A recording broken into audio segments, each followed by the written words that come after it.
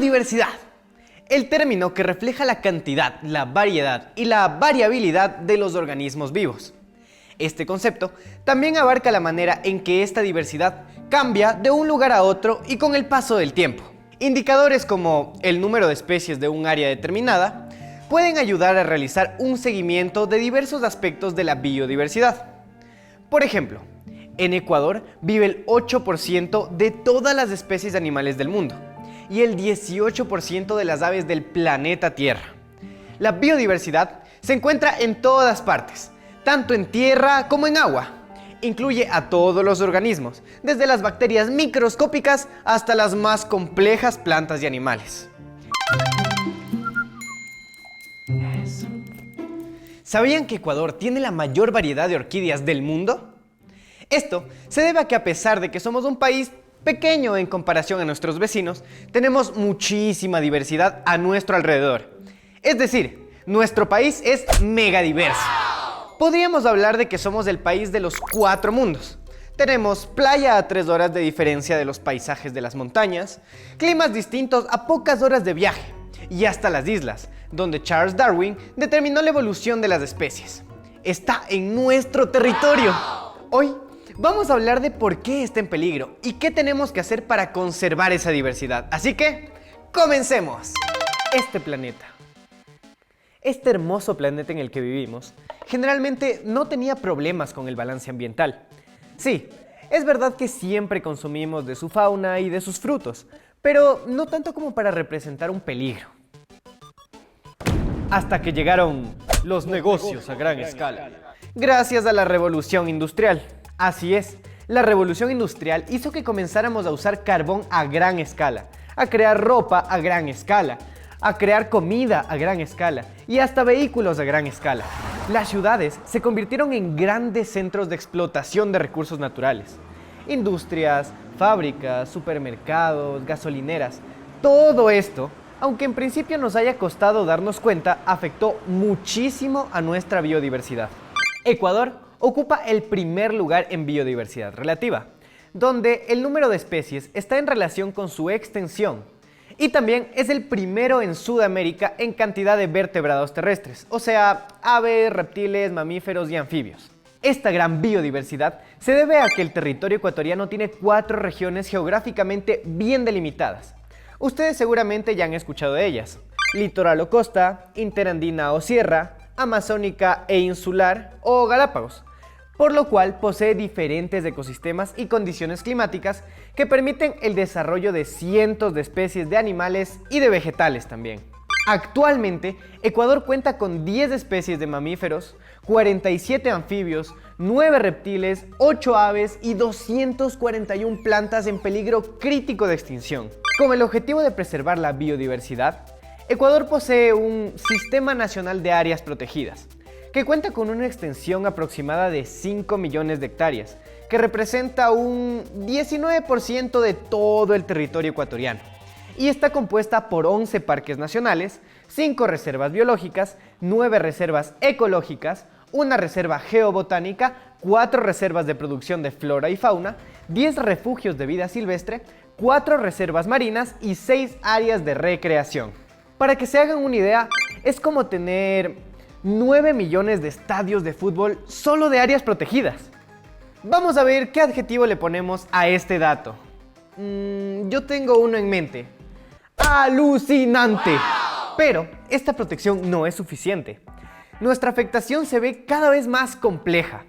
La explotación de recursos ha sido tal que hemos complicado la vida de diversas especies. Hemos pasado de ser personas que cazan para alimentarse a depredadores por deporte. El deterioro de los hábitats es la principal causa de pérdida de biodiversidad.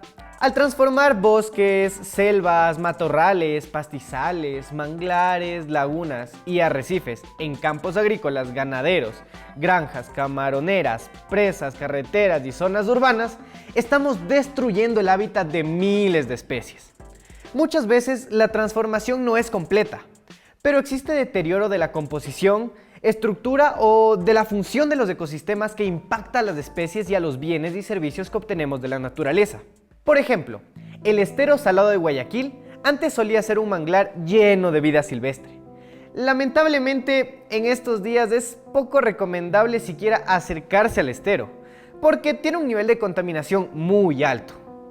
Las últimas estimaciones señalan que Sudamérica ha perdido alrededor del 50% de los ecosistemas naturales.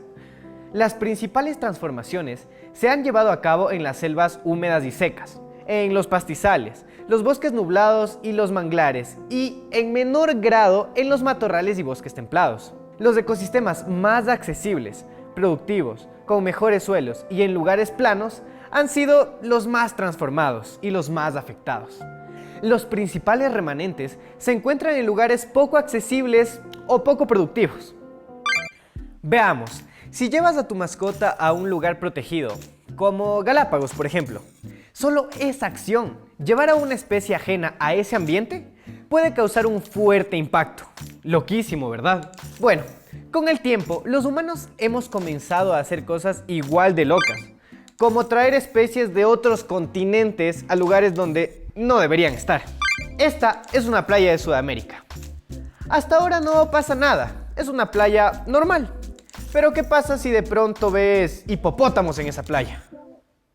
Aunque no lo creas, ese hipo se convirtió en una especie invasora y puede causar estragos en el ecosistema. Esto no es algo inventado. De hecho, pasó en Colombia en los años 80. Un señor, cuyo nombre no vamos a mencionar porque era malo, comenzó a importar especies de África para su rancho. Hoy por hoy, los hipopótamos se han convertido en un problema para todo el país, que ha considerado incluso sacrificar a todos ellos. La introducción de especies no nativas, o sea, exóticas, que se convierten en invasoras, o sea, plagas, es una causa muy importante de pérdida de biodiversidad. Estas especies, que provienen de sitios lejanos de manera accidental o deliberada, depredan a las especies nativas, compiten con ellas, transmiten enfermedades, modifican los hábitats y así causan problemas ambientales, económicos y sociales. Algunas muy conocidas son las ratas y ratones que hay en Asia, el lirio acuático de Sudamérica, el pez león del Pacífico Oeste y Oceanía. Los humanos comenzamos a experimentar con la biodiversidad, muchas veces sin tener mucha conciencia de la afectación que esto causa. Y a esto hay que sumarle la sobreexplotación. La sobreexplotación es la extracción de los individuos de una población a una tasa mayor a la de su reproducción. Cuando esto sucede, la población disminuye. Esto hiere profundamente la diversidad de un lugar. Esta ha sido la historia de muchas de las especies que se han explotado por distintas razones. Las ballenas, los peces, venados, cactus, orquídeas, muchas de ellas ahora se encuentran en peligro de extinción. Las actividades de cacería, tala, pesca, comercio ilegal de especies con distintos fines afectan a las especies al sobreexplotar sus poblaciones. Pero tenemos también gente que es parte de la biodiversidad. Es más, nacieron y viven de ella, porque la consideran como parte de su estilo de vida. Estos son los pueblos originarios. En estos pueblos viven muchas personas que a diario se relacionan con la biodiversidad. Por ejemplo, mi amiga Bernarda pertenece a una de estas comunidades. ¿Y por qué son tan importantes? Bueno, porque en su mayoría estas personas tienen un concepto muy valioso sobre el medio ambiente. Ellos respetan mucho a la Madre Tierra. En la cosmovisión indígena, el concepto de Madre Tierra está asociado al medio ambiente como toda la vida.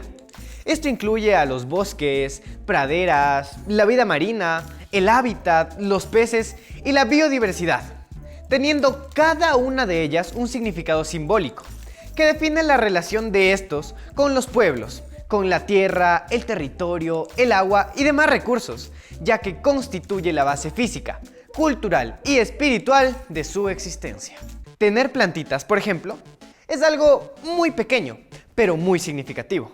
Aparte, son hermosas. Sí soy. Riégame, por favor, riégame, por favor. Es que son una cosa maravillosa. Regar las plantitas es algo que podemos hacer nosotros como individuos. Pero, ¿qué hacen las instituciones por la protección del medio ambiente? Por ejemplo, la Comisión Económica para América Latina y el Caribe, o sea, la CEPAL, ha señalado sobre esta materia lo siguiente. La expansión de las actividades primario-exportadoras en la región ha implicado graves impactos ambientales, reclasificación espacial y afectación de derechos, intereses, territorios y recursos de los pueblos indígenas. Las disputas relacionadas con el control de los territorios y los recursos naturales se prestan fácilmente al conflicto violento, aunque estos pueden verse agravados en contextos de exclusión política, discriminación y marginalización económica. Aquí, en Ecuador, tenemos varias nacionalidades indígenas, entre las cuales están los Shuar, Épera, Sáchilas, Taromenae, Agua y algunas más. Somos tan diversos que no nos damos cuenta. Garantizar el bienestar de estas personas es importantísimo. Pero, ¿cómo lo hacemos? Afortunadamente, hay otro grupo de personas que también buscan este mismo objetivo. Hablo de los grupos ecologistas. Estos hombres y mujeres son casi como superhéroes sin capa, siempre buscando pelear por el medio ambiente, que no tiene una voz como para defenderse. Los movimientos sociales ecologistas apuntaron a mitigar aquellas prácticas de explotación de recursos que atentaban contra la biodiversidad del planeta. Algunos movimientos ecologistas están en contra del modelo capitalista de producción. Por ejemplo, movimientos antinucleares ponen de manifiesto que, en algunos casos, los intereses económicos están por encima del de las personas cuando se construyen centrales de energía nuclear. La preocupación de estos grupos incluye los defectos y la contaminación que generan las industrias en las áreas urbanas. Con esto como precedente, se crea la Unión Internacional por la Protección de la Naturaleza, o sea, la UIPN. Posteriormente, se crean otros movimientos ecologistas como Greenpeace, WWF, que es el Fondo Mundial para la Naturaleza por sus siglas en inglés. Los principios fundamentales de este tipo de movimientos son proteger los recursos naturales, generar conciencia ecológica en la sociedad de consumo, contrarrestar el desequilibrio producido por la tecnología.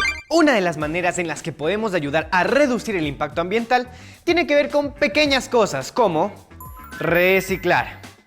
Aquí les voy a enseñar a reciclar rápidamente. Hay que separar nuestros desechos. Por ejemplo, primero estas bolsitas de polipropileno por un lado, papeles que no estén manchados y las bolsas también limpias por otro, orgánicos por un lado, latas y botellas de plástico. Con todo esto separado tenemos más claro lo que es el reciclaje. También tenemos la opción de apagar las luces cuando no lo estemos usando. Esto para ahorrar energía. Por favor, apaga la luz. Bueno, ya creo que di mucho ejemplo sobre esto. Por favor, prende la luz. Con la luz prendida puedo seguir explicando. También podemos usar objetos reutilizables como sorbetes de madera, de bambú, de metal o biodegradables para tomar las cositas y contaminar menos y no matar tortugas. Y finalmente, lo que podemos hacer es reutilizar todos nuestros papeles. La verdad es que mi meta es poder ser un gran ecologista algún día. Día a día voy aprendiendo un poco más para poder ayudar al planeta.